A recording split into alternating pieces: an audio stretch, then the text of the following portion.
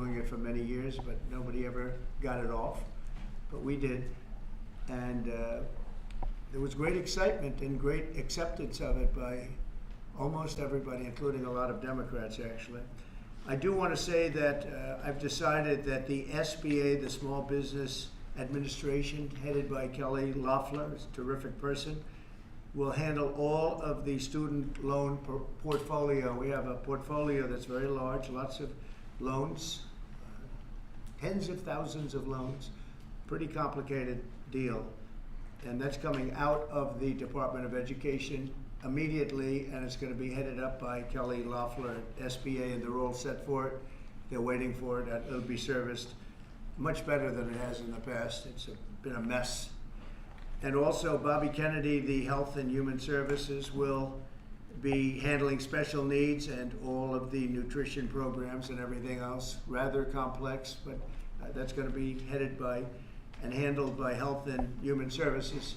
So I think that'll work out very well. Those two elements will be taken out of the Department of Education, and then all we have to do is get the students to get guidance from the people that love them and cherish them, including their parents, by the way, who will be totally involved in their education along with the boards and the governors and the states. And it's going to be a great situation. I guarantee that in a few years from now, I hope I'm going to be around to see it, but I think we're going to see a lot of it. I think that you're going to have tremendous results. You're going to have results like Norway, Sweden, Denmark, a lot of the countries that do so well. I think you're going to have a lot of those results. If you look at Iowa and Indiana and Idaho, so many places that run so well, Florida, Texas, big ones, you're going to have great education, much better than it is now at half the cost.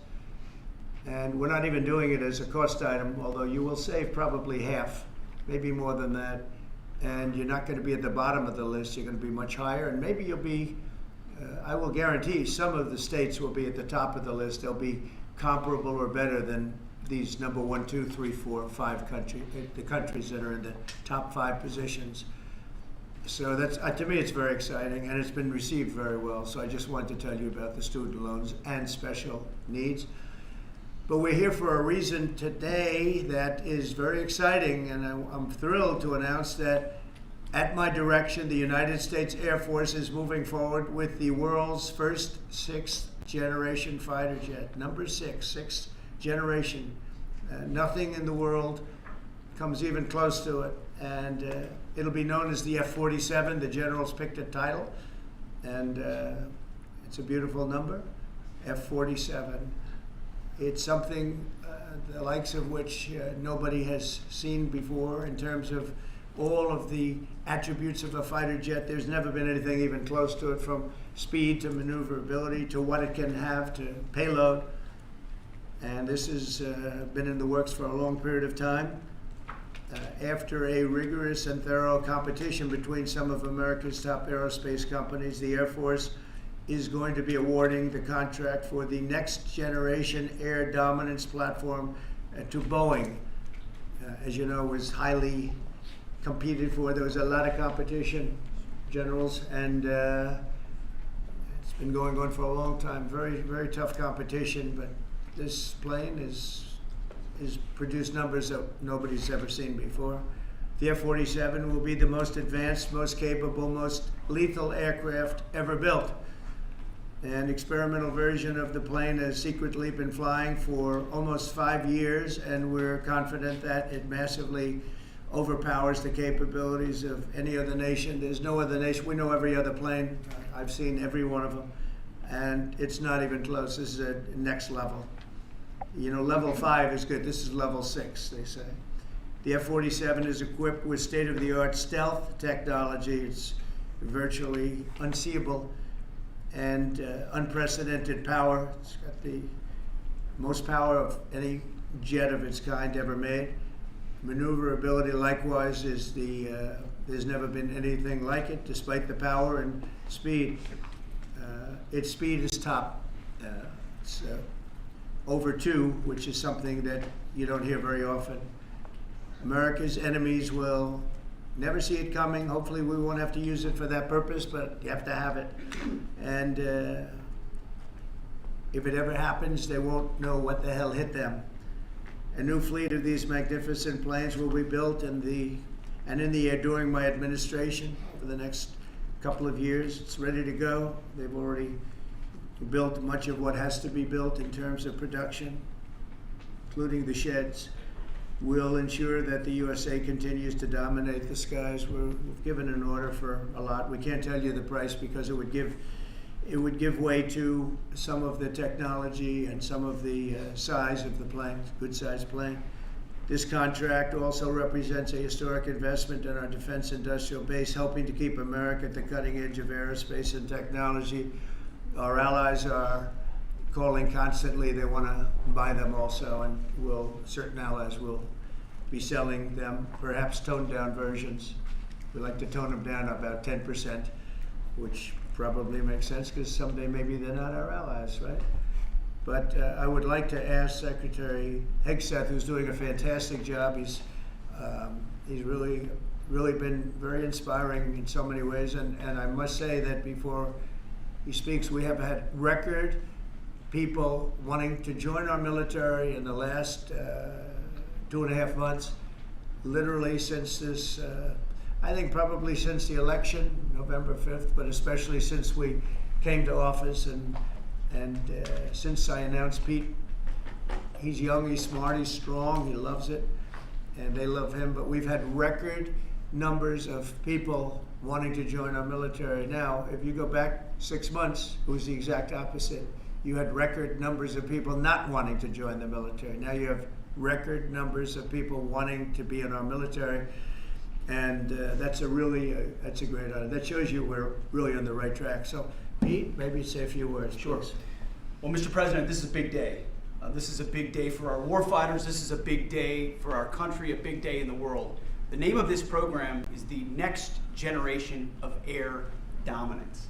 And Mr. President, because of your leadership, your clarity, America is going to have a generations in the future of air dominance because of this 6th generation fighter. We've had the F-15, we had the F-16, the F-18, the F-22, the F-35. Now we have the F-47, which sends a very direct, clear message to our allies that we're not going anywhere, and to our enemies that we will be able to project power around the globe unimpeded for generations to come. Mr. President, this is a gift to my kids and your kids, to my grandkids and your grandkids. This is a historic investment in the American military, in the American industrial base, in American industry that will help revive the warrior ethos inside our military, which we're doing, rebuild our military, which the previous administration did not do, by the way, Mr. President. They paused this program and were prepared to potentially scrap it. We know this is cheaper, longer range, and more stealthy. President Trump said we're reviving it and we're doing it. And then we are also going to reestablish deterrence. Under the previous administration, we looked like fools. Not anymore. President Trump has reestablished American leadership. The F-47 is part of it. And Mr. President, thank you for having the courage to do it and leading the way for all our warfighters. Thank you very much, Pete. One of the things I will say, but the generals are going to speak in just a couple of seconds, but this plane flies with drones. It flies with many, many drones, as many as you want, and it's a technology that's new, but it doesn't fly by itself. It flies with many drones, as many as we want, and that's something that no other plane can do. So I'd like to introduce, if I might, Air Force Chief of Staff General David Alvin, and also General Dale White, two incredible people that I've known over the years, but I got to know them really well over the last few months. And would you say a few words, please, General? Thank you very much, Mr. President. Mr. President, Mr. Secretary, thank you so much for your unwavering commitment to our military. I will say that this is a big day. This is a big day for our United States Air Force as well. You know, air dominance is not a birthright, but it's become synonymous with American air power. But air dominance needs to be earned every single day. And since the earliest days of aerial warfare, brave American airmen have jumped into their machines, taken to the air, and they've cleared the skies. And whether that be clearing the skies so we can rain down destruction on our enemies from above, or we can clear the path for the ground forces below. That's been our commitment to the fight, and that's really been our promise to America.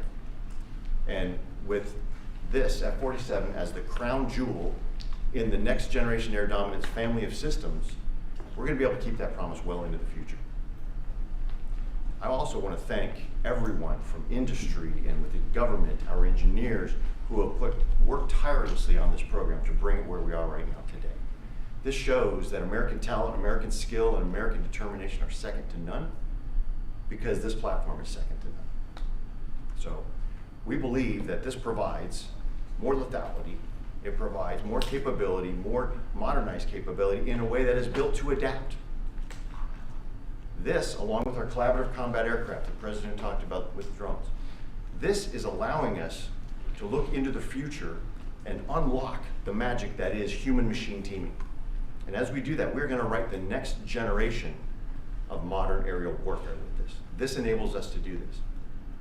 The manner in which we put this program together puts more control in the hands of the government, so we can update and adapt at the speed of relevance, at the speed of technology, not at the speed of bureaucracy. This is more Air Force. This is more options for the President. We say as our mission in the United States Air Force is to fly, fight, and win air power anytime, anywhere. If you want to go anywhere, you have to have a platform that gets you anywhere. This provides the President options from the very one end, which is a quick response, and then we can get right back into fighting stance without having to deploy troops that are going to take maybe months and cost more lives. We can be back in fighting stance, and maybe we restore that deterrence. All the way to decisive victory as part of a joint force that is the most lethal and capable military ever known in history. That's what we provide now, and this allows us to provide it into the future. It's more deterrence, more capability. It's what peace through strength looks like into the future, Mr. President. And so we're very proud to do that. And all we can say is, on behalf of the United States Air Force, let's deliver. Thank you very much. Thank you, General. Would you like to say something? No, sir, I'll just double check what the chief said. He knows what to do. Generational He knows leap. who the boss is. Look That's at exactly that. right. Air security is what it's all about, and this is what we'll deliver. That's great. Thank you very much. Great job. We've worked together long and hard on this, and this was a big secret. In fact, we don't show too much of the plane for that reason. You see what we show? You see how beautiful that is, but that's just a very small part of it. Sure. I wasn't surprised. I was wondering how much are you going to show when they came in with that. You see a wheel in the front? That's about it. Any questions? Mr. President Trump, Peter? is 80,000 pages of documents is a lot to sift through. Yeah. Can you just tell us who killed Kennedy? Well, I was given the task of releasing that because many presidents have gone through it and they haven't released. And I said, release. We even released Social Security numbers. I didn't want anything deleted.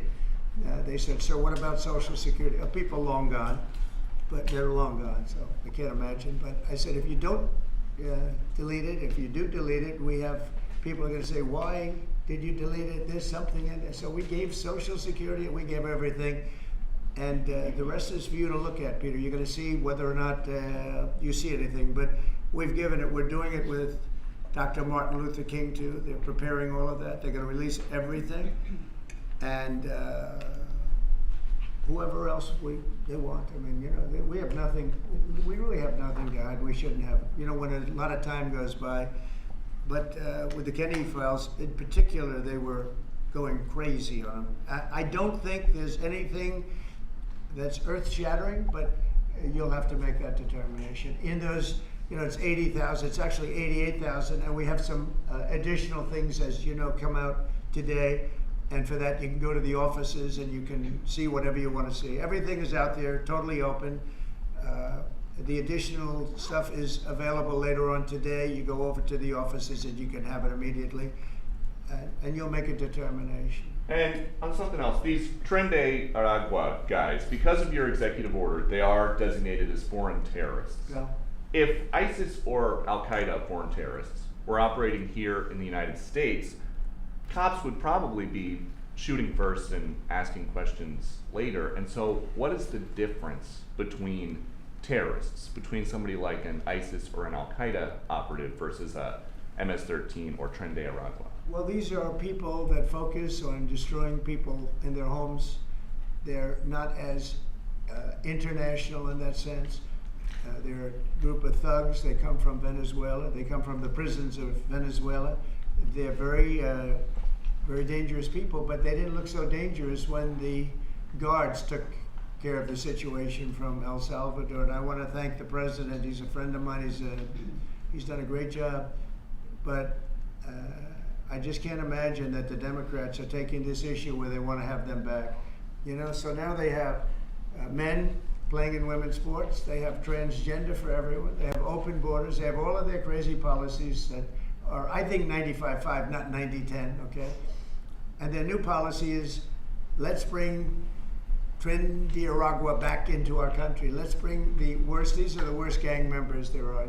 They looked amazingly frail, though, by the way they were handled. It's very amazing. You know, they weren't, when they were in Colorado cutting the fingers off a man because he made a phone call to the police, they seemed a lot tougher then than they did when they were having their heads shaved and they were in shackles.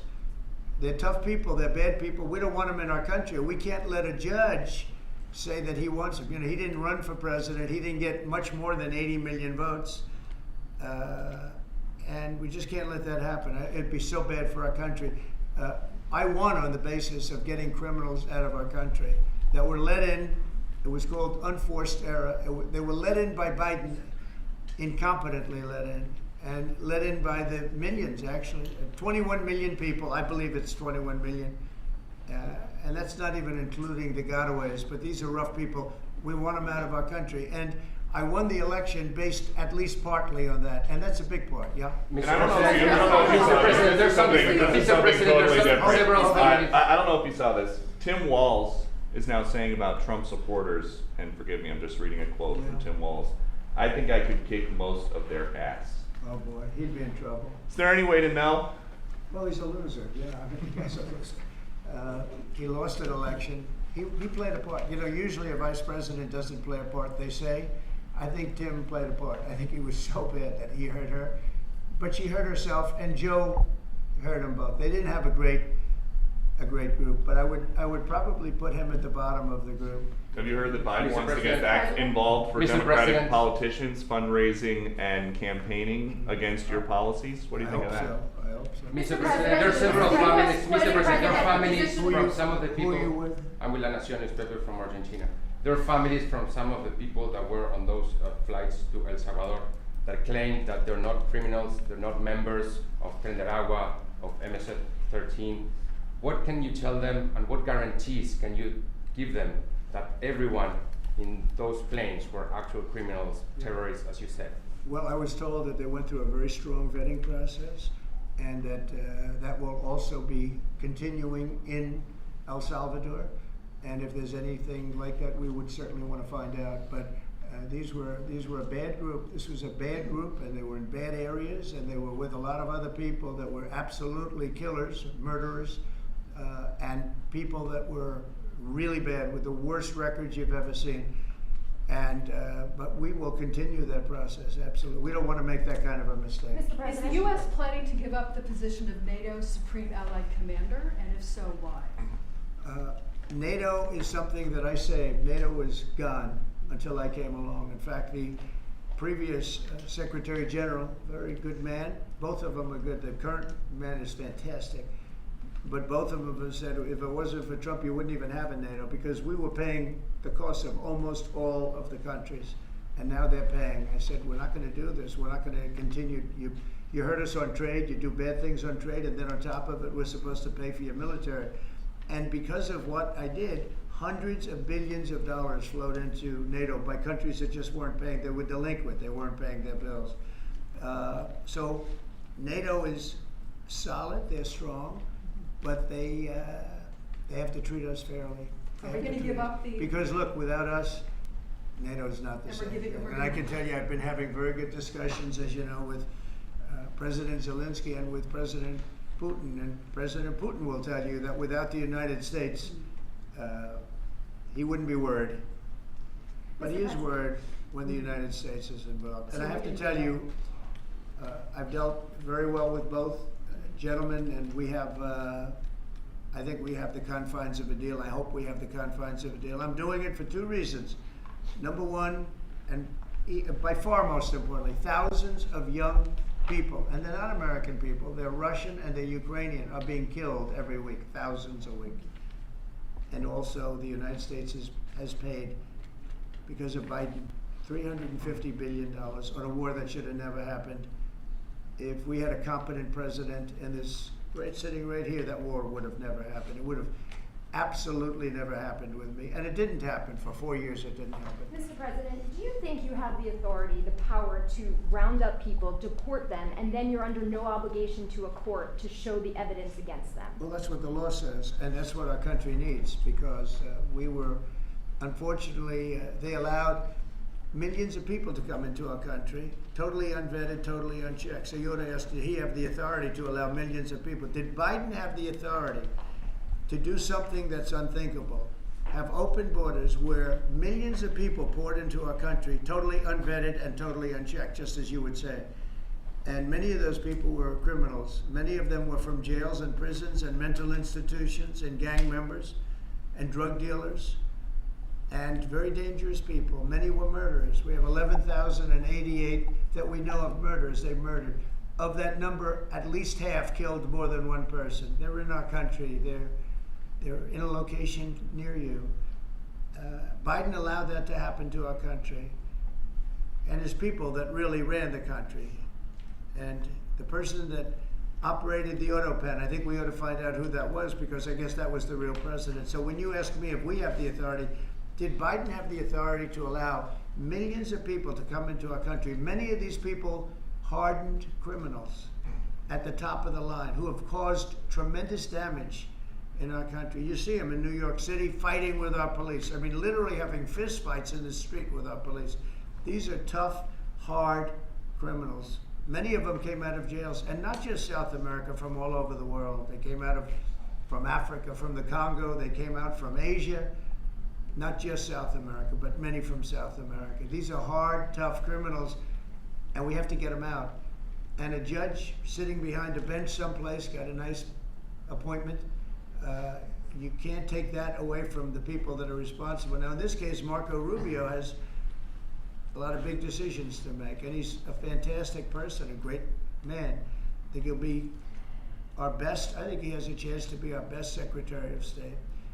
He's been doing incredibly. He works so hard. He's gone to so many different countries already, and he's got the authority to get bad people out of our country.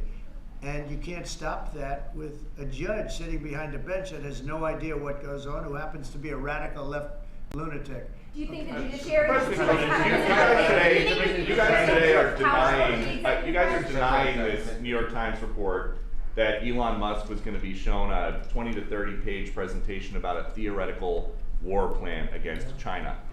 Why not just show it to Elon? Because I don't want to show it to anybody. You know, you're talking about a potential war with China. Now, I deal with these people all the time, and I'm dealing with Pete. I'm dealing with these gentlemen on numerous different airplane purchases, and I think they're all going to be great. But I don't want other people seeing potential war with China. We don't want to have a potential war with China, but I can tell you if we did, we're very well equipped to handle it. But I don't want to show that to anybody, but certainly you wouldn't show it to a businessman who is helping us so much. He's a great patriot. He's paying a big price for helping us cut costs, and he's doing a great job. He's finding tremendous waste, fraud, and abuse.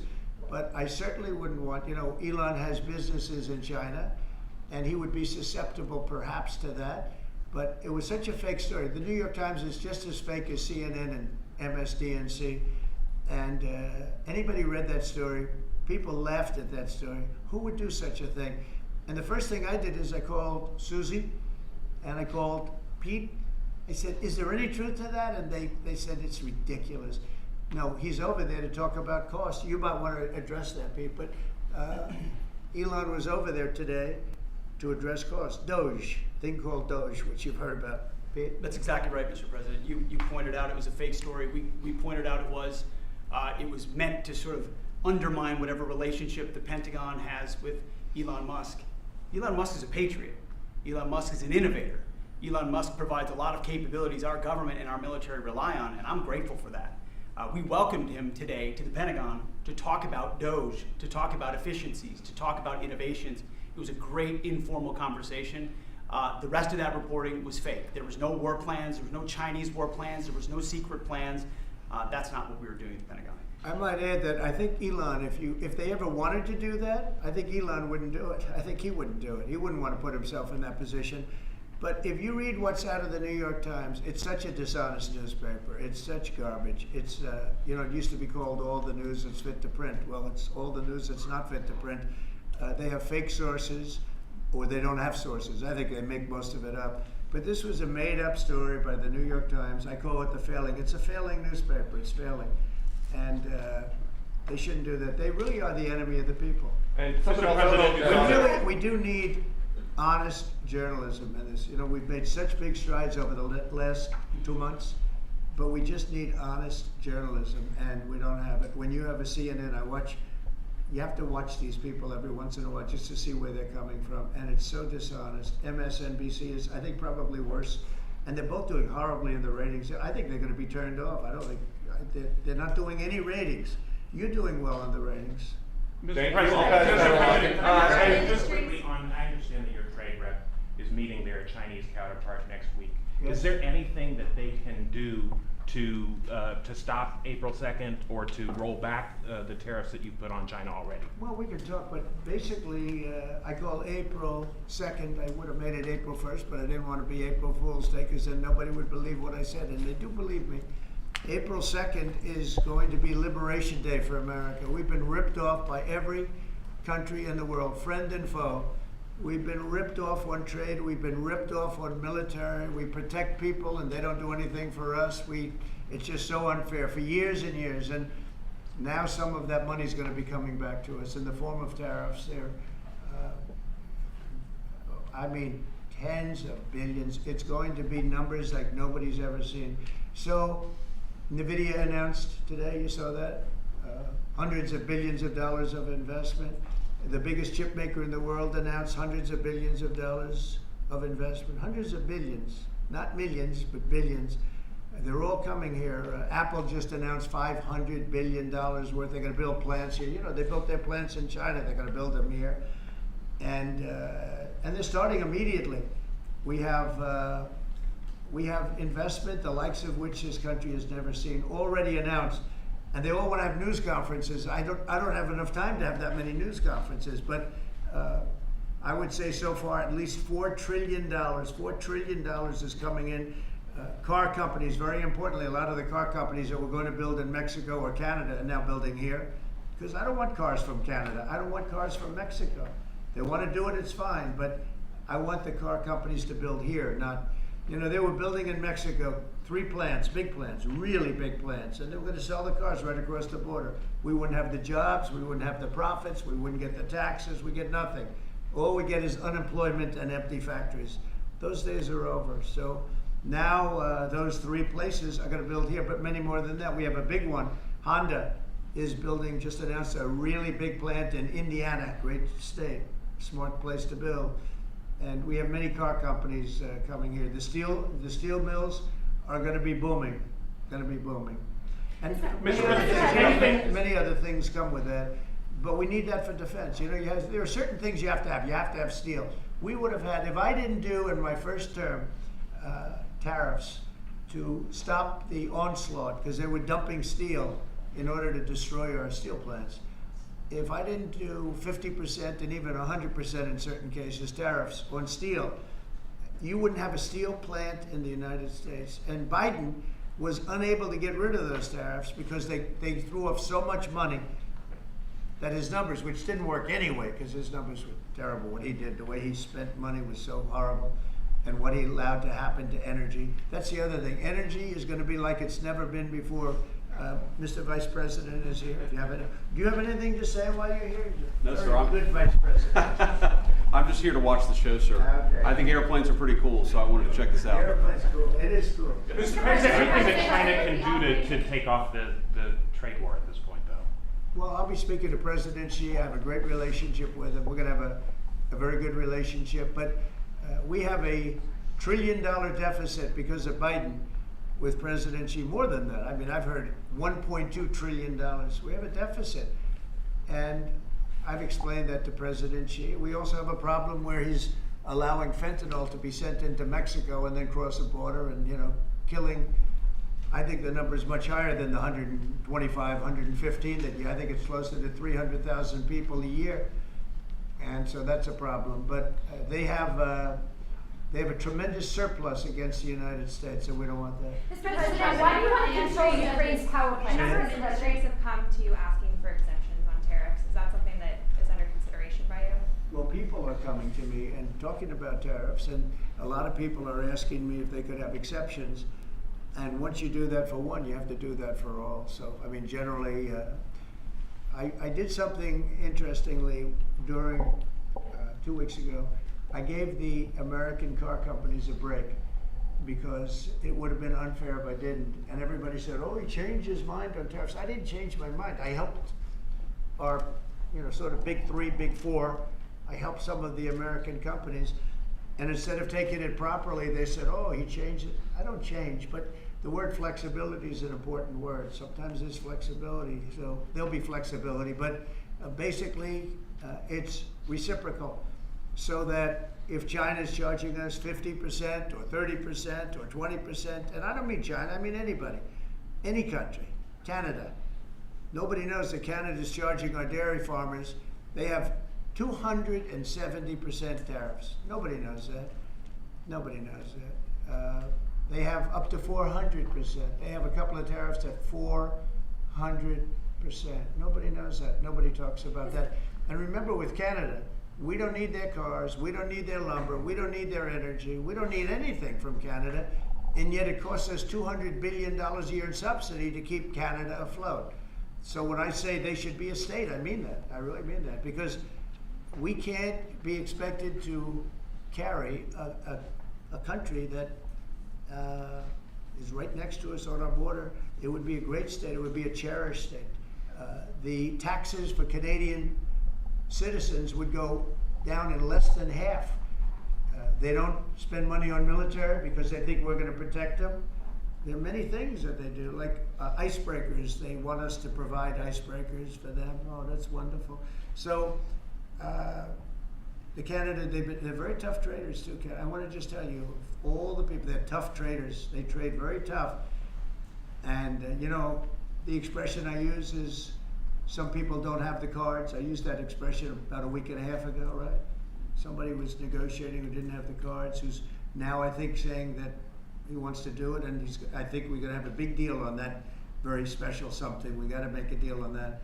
But Canada has been a very nasty negotiator against the United States, took advantage of the United States for a long time. But nobody knows that they were getting 270% tariffs on dairy products. A follow-up on Canada, and I don't think I've heard you say this in all of the talk about Canada becoming the 51st state.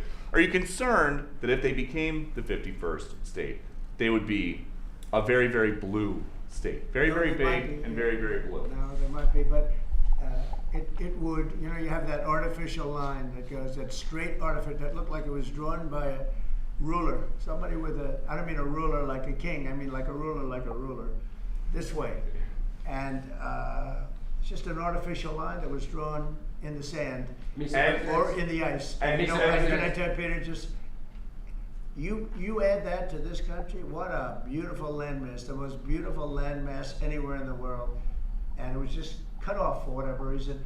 It would be great. Now, is it liberal? Maybe, but a conservative until I got involved, because I don't care who wins up there. I frankly probably would do better with the liberal than the conservative, if you want to know the truth. But just a little while ago, before I got involved and totally changed the election, which I don't care about, probably it's to our advantage actually, but the conservative was leading against, I call him Governor Trudeau, the conservative was leading by 35 points. So, so I don't know about that.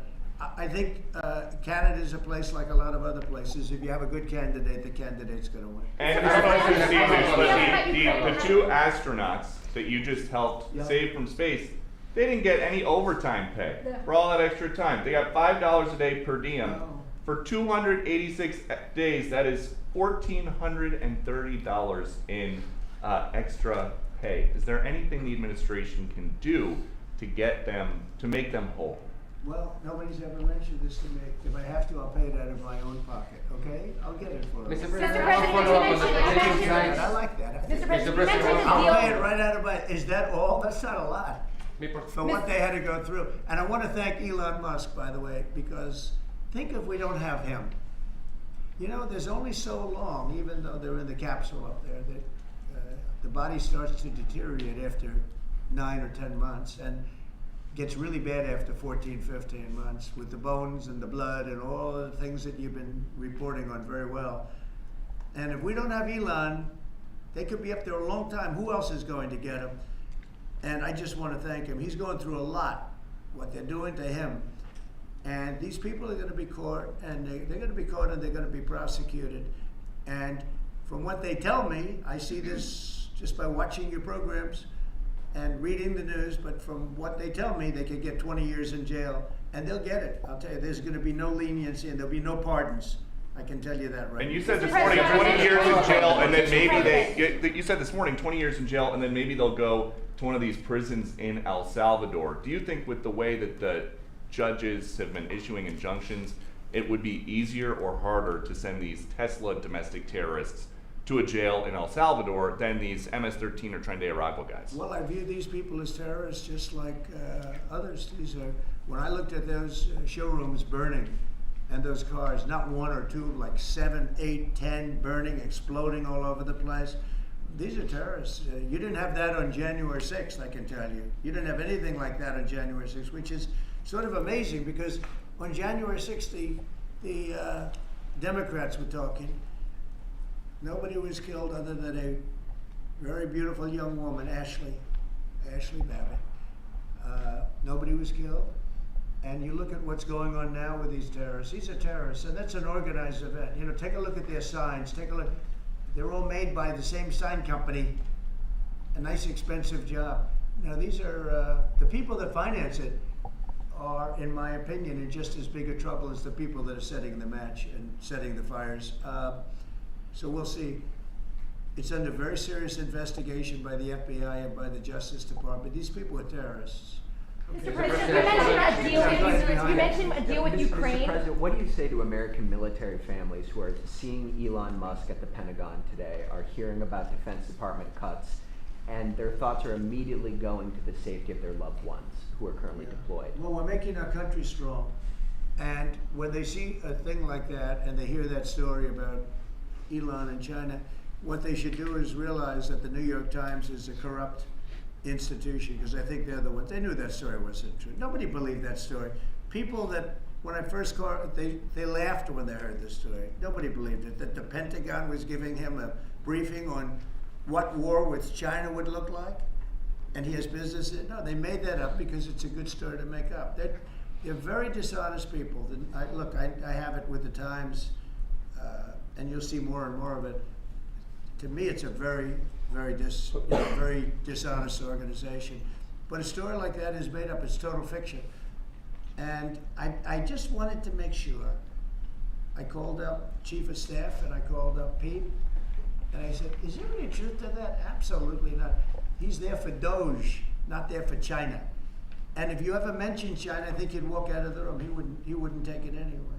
So it's just a made up story.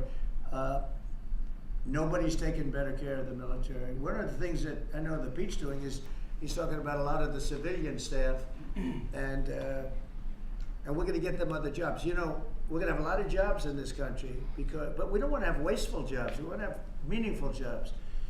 And those were wasteful jobs. Those are jobs that not only military, but jobs where people don't show up. You take a look at Department of Education. I've never seen so many buildings with the names on it. You go past one after another Department of Education, and they're empty. The people don't show up. You know why? Because they have other jobs, because they're playing golf, or they're playing something, they're doing something. And we have a lot of great people, but we have to move that back to the States. We're going to make our country strong, and we're going to get people much better jobs, because we have companies moving into our country, the likes of which we've never seen before. Nothing like this has happened. And it's automatic. They don't want to pay the tariffs. How do you avoid paying the tariffs? You build your plant in the United States, and it's a beautiful thing to see. I see it. So far, I would say $4 trillion. Nobody's ever heard of them. No country's ever heard of numbers like that. $4 trillion, and those are the best ones. The biggest, best chip maker in the world. I'm not a fan of the CHIP Act, where you give billions of dollars away to companies that don't need it, and it won't bring them here. I'm giving nothing away. All they're doing is coming here. They're building because they want to avoid. Remember this on the tariffs too, because that's going to be, Liberation Day, April 2nd. It's reciprocal. If they charge us, we charge them. So somebody say, well, how much are the tariffs? Very fair. If India, as an example, has been very bad to us on tariffs, they charge 100%, 200%, whatever they charge. Now, Europe just announced they're lowering the tariffs on cars. We charge like a joke, 2.5%. That's what this country charges. Europe just announced that they're reducing their tariffs on cars to 2.5%. It's nice. But they also have non-monetary tariffs where they make it impossible for the cars to get in even without the dollars on them, the dollar signs. It's called a non-monetary tariff, where they put on controls where no matter what happens, because they don't want cars, they don't want the American car in their market. And yet they send us millions of cars, they send us big agriculture, they don't want our agriculture, they don't want anything from us. European Union's very tough, but now it's fair. So whatever they do to us, we do to them. Mr. President, you mentioned Last month you mentioned as Russia continues to attack Ukraine, are you planning to impose any sort of Well, sanctions? they're fighting against each other. Yeah, I think we're going to have, Do you we have plan a to ceasefire on a lot of areas, and so far that's all held very well. And getting that ceasefire, they had a lot of guns pointing at each other. You had some soldiers, unfortunately, surrounded by other soldiers, and they are going to be, I believe we're going to have, pretty soon have a full ceasefire, and then we're going to have a contract. And the contract's being negotiated, the contract in terms of dividing up the lands, et cetera, it's being negotiated as we speak. What do you say to critics who say that your actions towards law firms amount to coercion? Well, the law firms all want to make deals. You mean the law firms that we're going after, that went after me for 4 years, ruthlessly, violently, illegally? You mean, are those the law firms you're talking about? They're not babies, they're very sophisticated people. Those law firms did bad things. They went after me for years. Russia hoax, all a hoax. It was a hoax. It was Hunter Biden's laptop. It didn't come out of Russia, by the way. It was came out of his bedroom. It was all a hoax, developed by Democrats. Hillary, I don't think Biden did, because I don't think Biden knows what the hell he's doing, frankly, based on everything I see. I've seen things since being here that are so sad. What he's done to this country, what he and they did to this country, those people that surrounded him, who, by the way, are radical left but smart. He's not smart. He was never smart. But these are radical left, smart people. They totally controlled him. He did whatever they told him to do. And it's a shame. It's so sad to see what happened, what they've done to this country, both not only the inflation you saw, but allowing millions of criminals, millions and millions of criminals into our country. That's an inexcusable act. And many other things besides that. Thank you very Mr. much. President, can we talk one more question on Ukraine? Why do you want to control Ukraine's power plants, sir? Thank you. Thank you very much.